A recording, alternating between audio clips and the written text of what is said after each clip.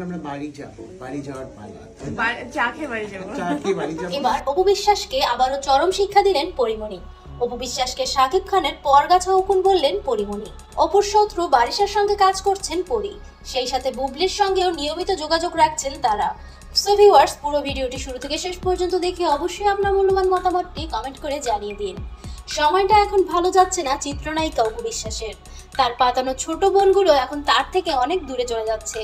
যে পরিমণির সঙ্গে অপুর ভালো সম্পর্ক ছিল, এই পরিমণিই এখন অপু বিশ্বাসের চোখের কাঁটা।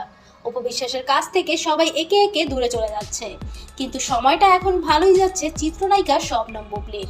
না চাইতেও তার কাছেই এখন সবাই আসছে। গত 6 মাস ধরে পরিমণির সঙ্গে অপু বিশ্বাসের সম্পর্কের অবনতি ঘটেছে। তাদের মধ্যে দ্বন্দ্ব এখন ব্যাপক আকার ধারণ করেছে।